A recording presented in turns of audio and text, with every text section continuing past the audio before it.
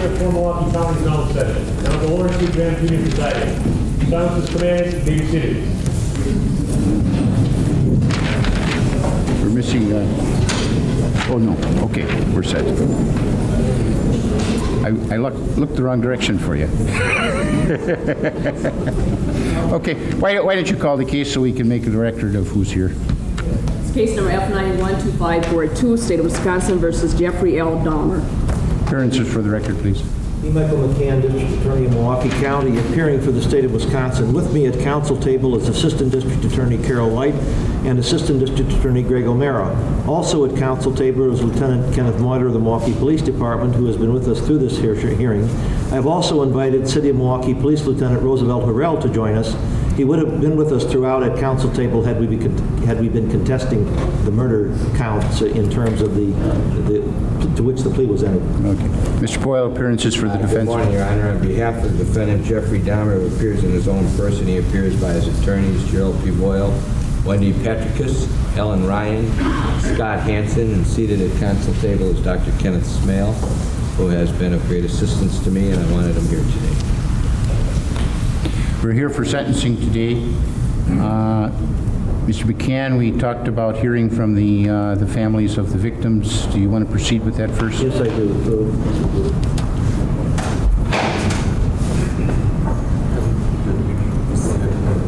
Does the court wish any particular order?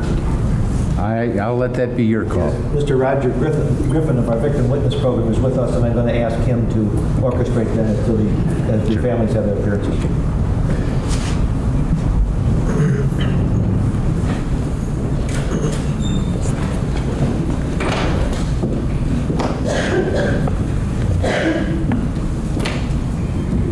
Sir, first of all, you want to tell us who you are? Okay. I'm a J.W. Smith, brother of Edward Warren Smith. Okay. Go ahead, sir. Here, you can give a copy of this to Judge Graham. That's what I'm going to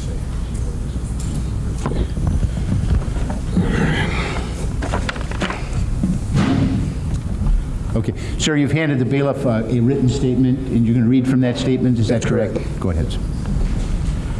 Our parents, Walter and Josephine Smith, were two hard-working Americans who raised 13 children. Of the survivors, I've been selected to express a statement of each one's personal pain. Joseph Patrick. Edward is gone, and I find comfort in these words. Whosoever believeth in me shall never die. Michael Fitzgerald. I'm sure Edward was a friend to Jeffrey Dahmer, as he was to us who knew him well. I have these pictures in my mind that are running continuously. How can anyone comprehend or come to accept that never again in this life will Edward be? Ernest Richard. The death of Eddie has shown me the injustices in the world today. John Andrew. Jeffrey Dahmer has erased 1 million future memories for me of my closest brother. Teresa. I need to tell my brother that I love him, and it hurts thinking about what he could have become. Henry Gale. I will never get over the effects that Jeffrey Dahmer has placed in my mind and forever imprinted in my life. May God send Eddie's soul to rest in peace. Carolyn Ann. Jeffrey Dahmer took away my best friend, my better half, my roommate. He took away the laughter. His biggest dream was to be a model, and I hope that one day I can fulfill his dream of being a queen-size model and keep people laughing as much as he did. Robert Esther. I miss you, Edward, and I love you. And maybe now you can finally be at rest. James Willie, myself. Our dad is gone, and now so are you. I never had the chance to say goodbye to either of you. Dad taught us to love and accept each other and expect that, well, excuse me, I lost my place here. For they, no, let's see. Dad taught us to love and accept each person for who they are. You were unique and I loved you. Mia, I wanted to see justice done, and no dollar amount can bring my brother back. If you feel any remorse, let's change the Son of Sam law to Jeffrey Dahmer law. Walter Lewis, It is hard to conceive that a person could take another's life. Ed belonged to someone. How can you fix what is broken, replace what is lost? Maureen, it is easy for me to forgive the sin done to my brother Ed, but to forget I cannot. I find each day an inward struggle, but in my faith I find comfort. Josephine Helen, our mother. This is a terrible tragedy to my family, but I still have 12 children to live for, and in them, hopefully, I will overcome it. Let me tell you briefly about Edward Warren Smith on a more personal level. Ed was raised in a Christian home in Brookfield, where he learned how to be a loving, trusting, respectful human being. Eddie inherited all the blessings that a family structure had to offer. The greatest of these blessings was love.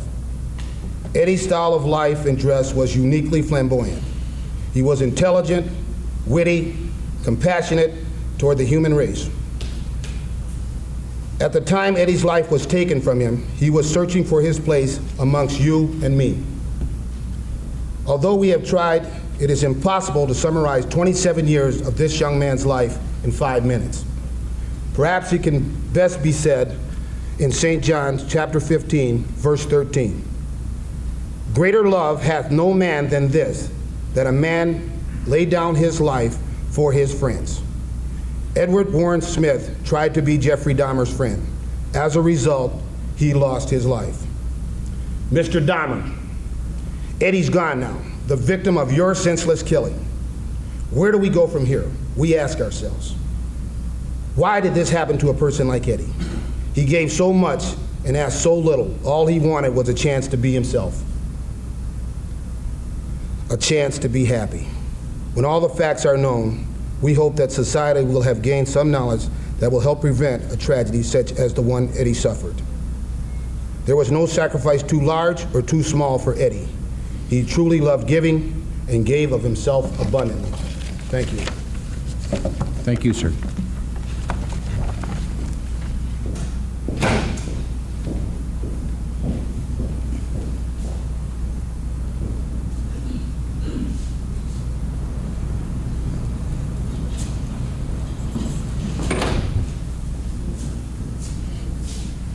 Sir, would you likewise identify yourself for the record? Good morning. My name is Stanley Miller. I'm the uncle of Ernest Miller.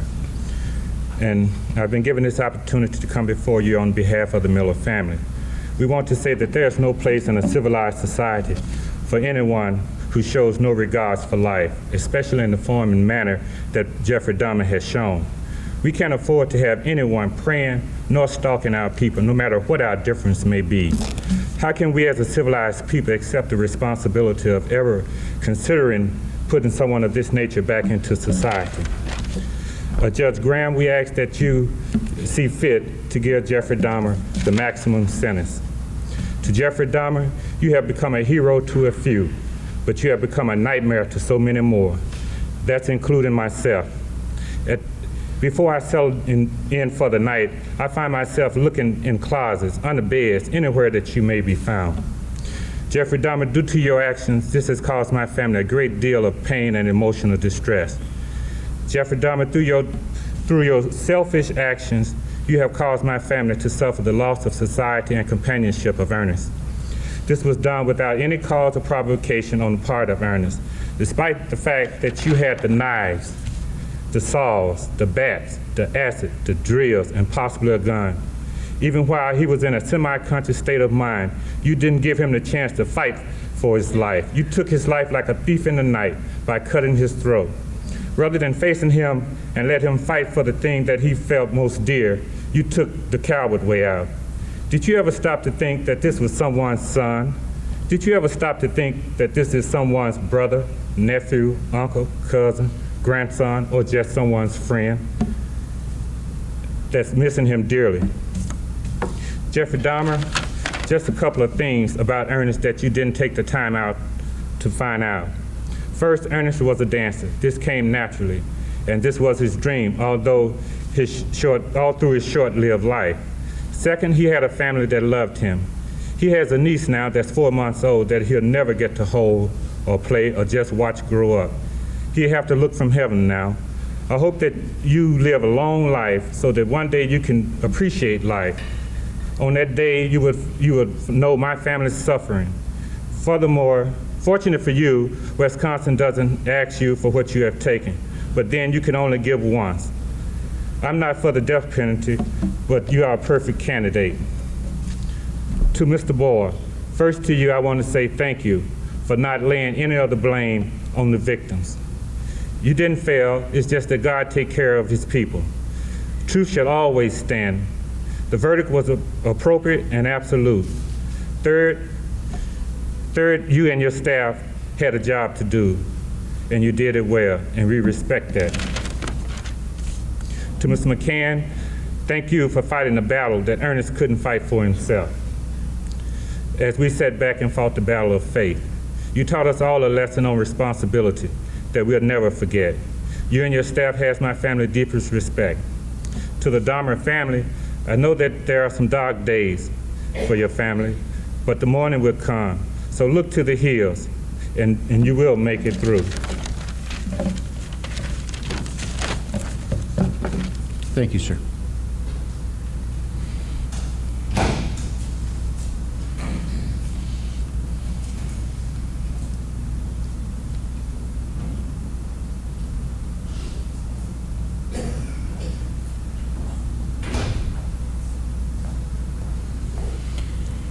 Again, ma'am, would you first identify yourself, please? My name is Shirley Hughes, and I'm Tony Anthony Hughes' mother. First of all, thank God, and to give thanks to the judge and to Mr. McCann for the verdict that came in. I would like to say to Jeffrey Dahmer that he don't know the pain, the hurt, the loss, and the mental state that he had put our family in. But I'd just like to read a poem that a good friend of my son wrote. Tony thought you was his friend. He knew you. Why am I a victim in your cruel and rueful world, although I can't communicate with a loud voice? Listen to me anyway. Try to have mercy on my moans. Look at the tears roll down my face. See that each one is a cry for help. And realize my sign of showing you that I want to live. Tell me just what is it that I've done to you to make you such a monster, to make you such a maniac, to make you such a devil. My God, who are you? What are you? You have never shown me this side of you. I put my trust in you. I thought you were my friend until the end, yet I didn't know you as well as I thought. I never felt the end would be this way. Is there anyone that can help me? Mom, dad, sister, brother, someone, please help me. What's happening to me? Everything seems to be slowing down. I'm confused, I'm drowsy. My coordination have been contaminated. My friend, what is it that you've given me? What is it that you're doing to me? I'm helpless. Is that a thrill to you to know that I can't fight you back? And that the hardest struggle in my life is fighting to keep my eyes open with the hope of seeing the dawn of a new day. Yet you have total control over me. My life is in the hands of once a friend, but now a total stranger who have become my worst nightmare. But one day I know you'll get caught. You think you're smooth at what you're doing. Remember, whatever's done in the dark, it will come to the light, and the whole world will know just how ugly a person you really are. Mom, I'm gone. My hope, my breath, my want to live have been taken away from me unwillingly and emotionally.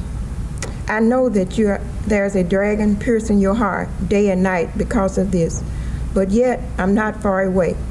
When you get cold, I wrap my arms around you to warm you. If you get sad, I'll softly grab your heart and cheer you up. If you smile, I'll smile right along with you. And when you're happy, I'll know it because you're thinking that 2 fingers and 1 thumb means I love you in sign language. My son was deaf. When you cry, take 1 teardrop and place it outside your window ledge.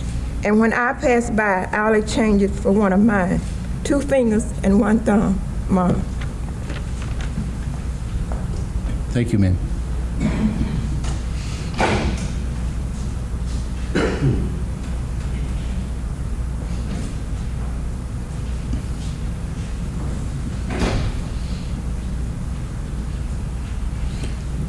Again, ma'am, would you first identify yourself? My name is Dorothy Straughter. I'm Curtis Straughter's mother. I don't have nothing prepared to say. It's just a few things that I would like to say. You took my 17-year-old son away from me. I'll never get a chance to tell him that I loved him. I'd have a chance to tell him that I love him the last time I saw him, which will be a year tomorrow. You took my daughter's only brother away from her. She'll never have a chance to sing and dance with him again. You took my mother's oldest grandchild from her, and for that I can never forgive you. I hope you can deal with what you've done. I'm trying hard to. You almost destroyed me, but I refuse to let you destroy me. I will carry on. Thank you, ma'am.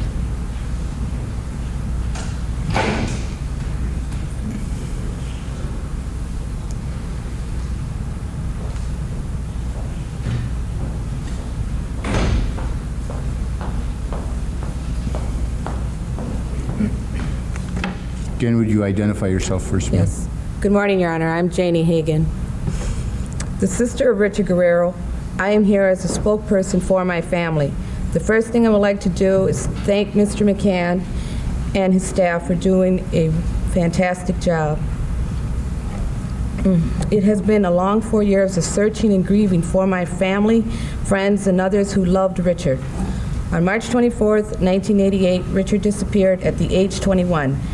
And I also want to state that my family did everything in our power in finding our beloved Richard Guerrero. He was a young man full of life and energy with the ambition to make others happy. As a loving person, he would always take the needs of others before his own. So Jeffrey, when you killed my brother Richard Guerrero, you also killed my father and my mother's youngest future.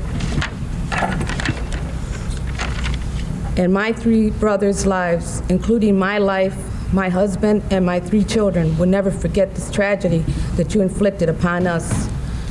Therefore, I would like to end my speech by saying in my language that Jeffrey, you are el diablo, el puro diablo que estaba suelto en las calles de nosotros. That means the devil, the pure devil that walked our streets and was loose. So, Your Honor, please, I beg you, don't let this man ever walk our streets or see daylight again. Thank you. Thank you, ma'am.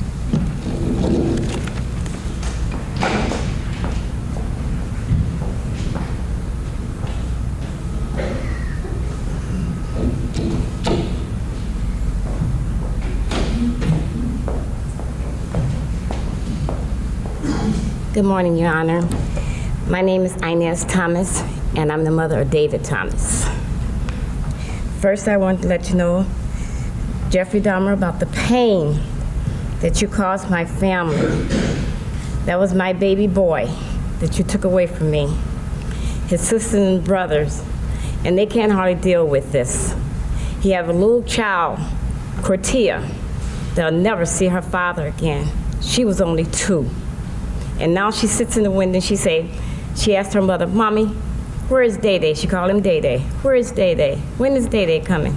And I think that's a sad thing for a child to see, to go through all her life and not know her father. Another thing I want to talk about is the feelings. You know, I don't understand how a person could really harm a person and to say that, well, I did this because he wasn't my type. Well, if everybody go around doing something to somebody because it's their type, this would be a sad world today.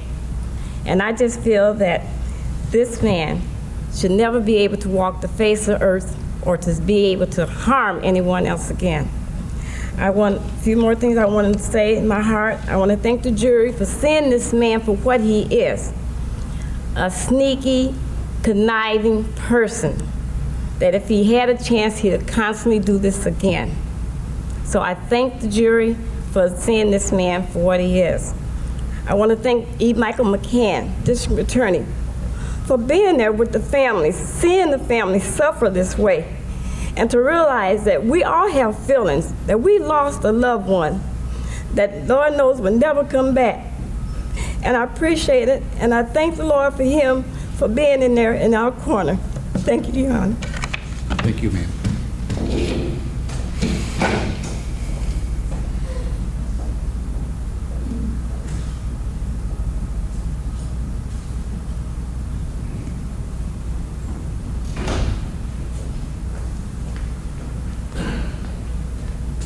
Good morning, Honor. My name is Donald Bradoff.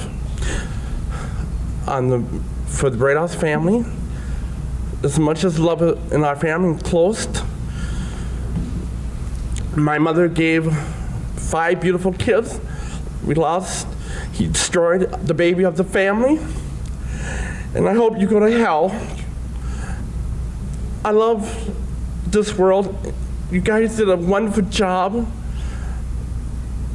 Bottom of my heart, thank to God, I got a lot of strength. Thank you all. God bless America. Wait, excuse me.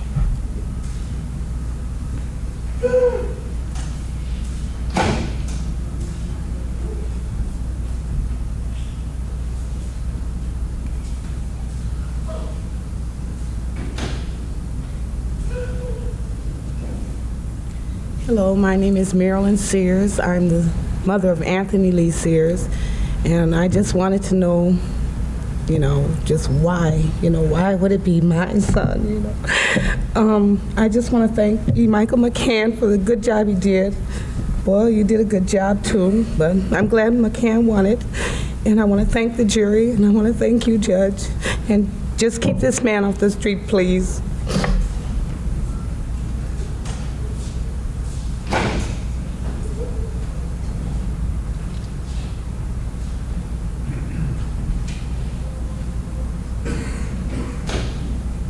I don't even need a microphone. My name is Rita Isbell. No, ma'am. You'll address the court from... My name is Rita Isbell, and I'm the oldest sister of Errol Lindsay.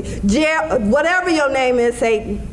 I'm mad. This is how you act when you are out of control. I don't want to ever see my mother have to go through this again. Never, Jeffrey. Jeffrey, I hate you, mother. I hate you. This is out of control. Don't, Jeffrey, I'll kill you.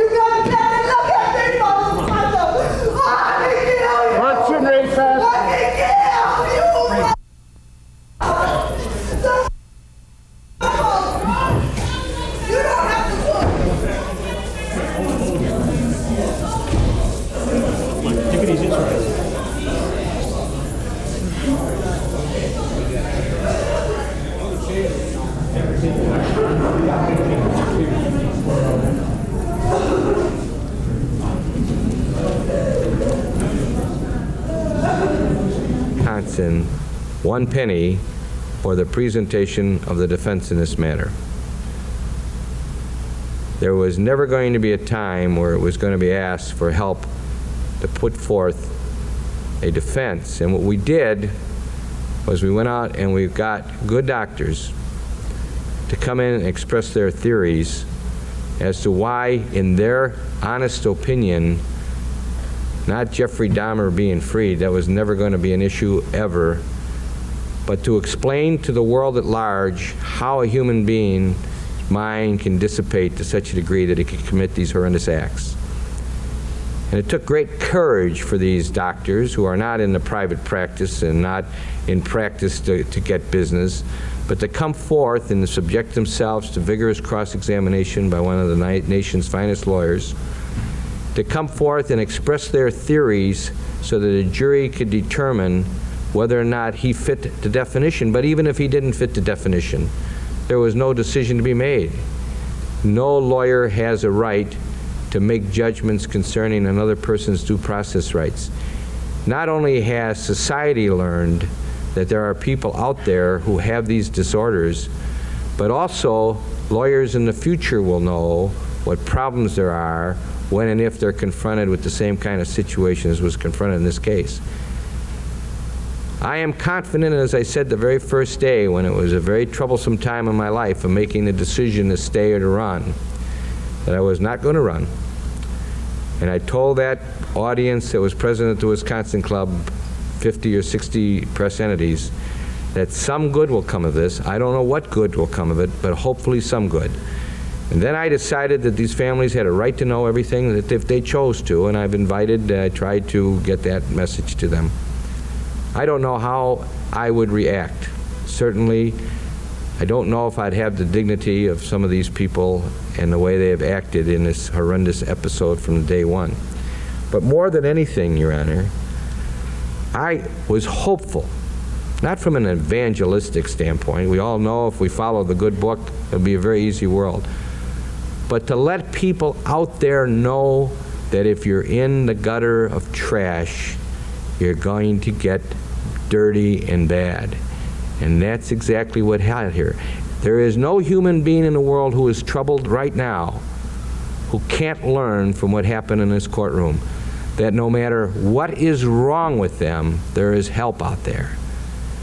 And you know from your many years of experience as a judge, as Mr. McCann does as a district attorney, as I do as both having served in that office and as a defense lawyer, that there's a lot of people who come into these courts with a sickness, and had they been treated, and had somebody seen it, and had somebody brought some help to them before it caused harm, then maybe some of the horrendous things that happened in their lives would not have happened. And I know we've accomplished that goal, Your Honor. I would like to tell you that I had to do a lot of reading on this to understand, try and learn how these kinds of things could happen. And one of the things that I read was a book. There was the authorities on mass murderers, Levin and Fox.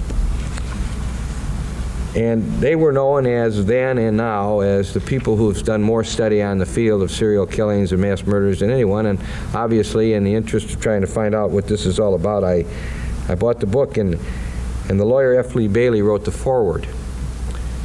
And I was very moved when I read it, because it was very relevant to what I was concerned about, and I would like to put on the record the reason.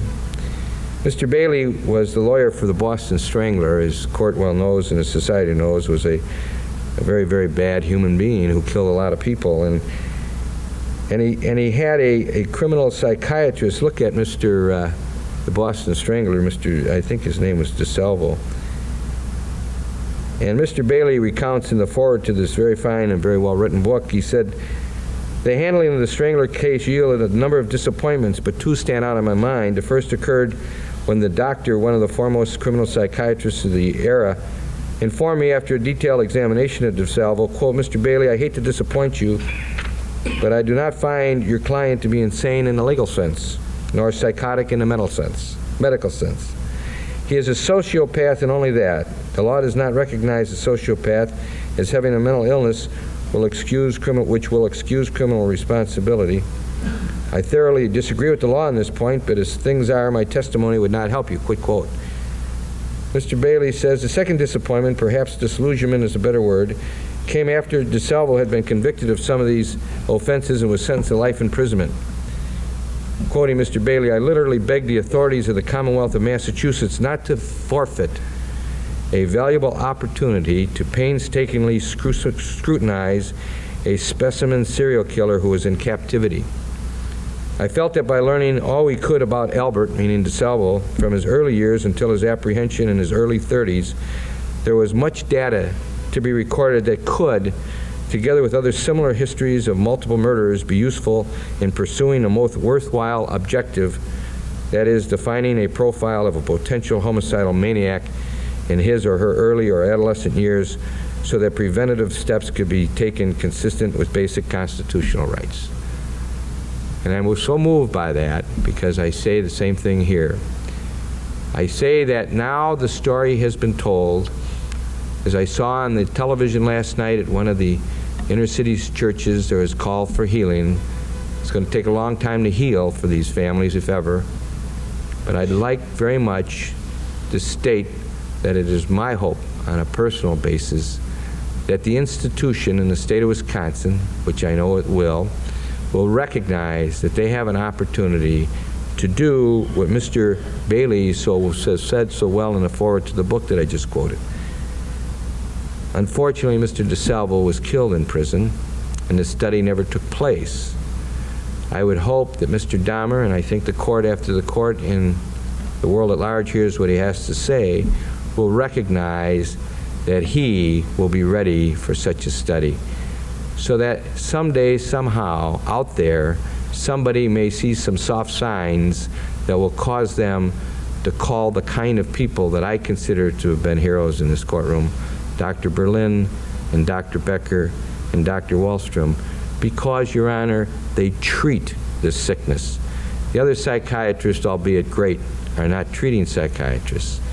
I am hopeful that whomever is out there hearing what goes on in this courtroom today and in the past will take steps to make sure that somebody like Jeffrey Dahmer never occurs again, regardless of whether we're talking about mental illness, paraphilia, mental disease, and jury verdicts. What's important is to treat people who are sick, and I know that this exercise that we have gone through these past 3 weeks will yield some good.